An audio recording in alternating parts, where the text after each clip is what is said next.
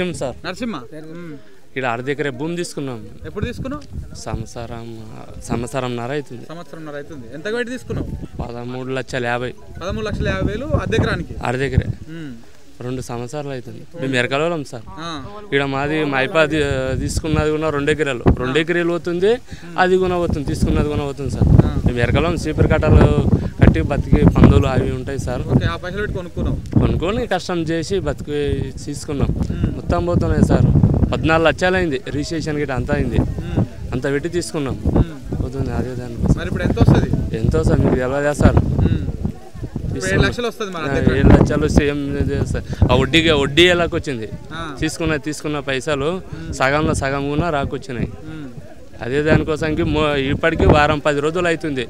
రోజు మీటింగ్కి నారాయణపేట ఇక్కడ మొన్న రోజు మీటింగ్లోకే పోతున్నాం. కాలువ తీసుకొని పోతే ఏమనిపించేది. ఊరికే మేము పాడైపోతున్నాం. చచ్చిపోయేది ఒకటి ఉంది సార్, బతికేది దాని మీద.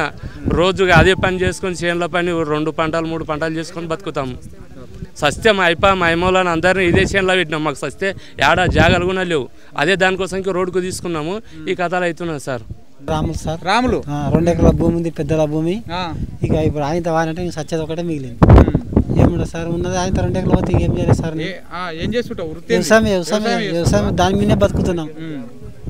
ఉన్న 2 ఎకరాలు దాంట్లో ఈయన సార్. ఉన్న భూమి పోతున్నా, ఉన్న భూమి పోతే మేము ఏం చేయాలి సార్?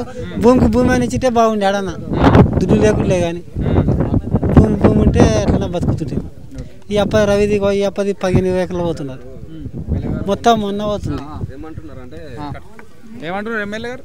వచ్చి భూమి 5 ఎకరాల లోపల పోయిన వాళ్ళకు రాజీవ్ వికాసం కింద పథకాలు ఉన్నాయి కదా సార్, చదువుకున్న వ్యక్తులు అది ఇస్తాడు. ఇంకోటి ఇందిరా మిల్ ఇస్తాడు. ఎమ్మెల్యే గారు అంటే ఎమ్మెల్యే గారు పర్ణికారెడ్డి గారి మేనమామ. అయితే అదే మా రైతు దగ్గర మాట్లాడానికి వచ్చాడు. ఆమె రాలేదు సార్ ఇంతవరకు. ఆమె రాలేదు ఇంతవరకు ఆమె రాలేదు మా దగ్గరికి. భూములు పోతున్నాయి, భూములు పోతున్నాయి, రిజర్వేర్ పడుతుంది కదా, మీ పరిస్థితి ఏందని. కొడంగల్లో ముఖ్యమంత్రి గారు రారు, తిరుపతి రెడ్డి గారు చూసుకుంటారు.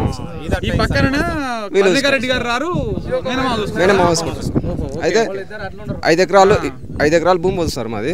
అయితే పోయిన లోపల 5 ఎకరాల లోపల పోయిన వాళ్ళకి 3 ఎకరాల లోపల పోయిన వాళ్ళకు ఇందిరామ్మ ఇల్లు ఇస్తా అంటున్నాడు. భూమి పోయినా మీకు ఇందిరామ్మ ఇల్లు కట్టుకుని మేము ఏం చేయాలి? భూమి పోయిన తర్వాత ఇల్లు కట్టుకుని మేము ఊళ్ళో ఉండి ఏం చేస్తాము? చదువుకున్న వాళ్ళకు ఉద్యోగం ఇస్తా అని చెప్పండి, ఓపు ఇవ్వండి. ఒక ఇస్తా 30 లక్షల పైన డబ్బు ఇస్తా, మీదైనా భూమి మీద తెచ్చుకోండి, ఏమైనా చేసుకోండి చెప్పాలి కదా. మీరు రాజీవ్ వికాస పథకం ఎంత సార్? 2 లక్షల లోపల. అంటే 2 లక్షల రూపాయలు చూడలేదా? చిన్న మభ్య పెడుతున్నాడు ఆయన. అంటే ఇది ఇస్తాము, ఇందిరామ్మ ఇల్లు ఇస్తాము, కట్టుకొని ఉండండి అంటే.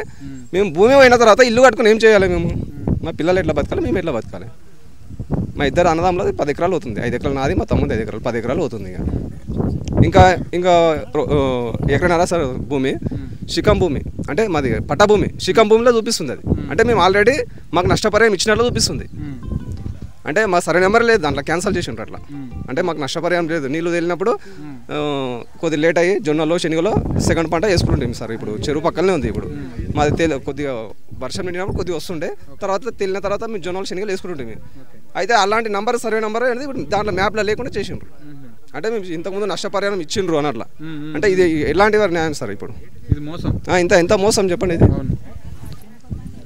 బోర్లు వేసుకొని మేము అప్పులు చేసుకొని అంటే గడ్డలు ఉంటే సాఫ్ చేసుకొని, గుట్టలు అవి సాఫ్ చేసుకొని, లక్షలు అప్పు చేసుకొని మేము 2 పంటలు సార్. మేము అది 5 ఎకరాలు మొత్తం తరి పొలం మొత్తం ఒరే పండిస్తాం మేము.